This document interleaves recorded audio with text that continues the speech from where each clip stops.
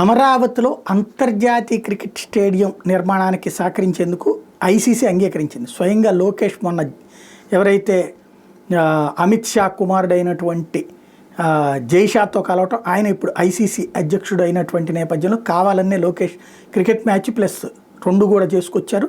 చక్కగా అక్కడికి ఏది భారత్ జట్టుకి మద్దతు తెలపడంతో పాటు స్టేడియంలో సీటింగ్ ఎలా ఉంది, అంతర్జాతీయ ప్రమాణాలతో స్టేడియాన్ని ఎలా నిర్మించాలనే అంశాన్ని పరిశీలించాను. వైసీపీ శ్రేణులు మాత్రం ఆ ఫోటోలను సోషల్ మీడియాలో పెట్టి ట్రోల్ చేశారు.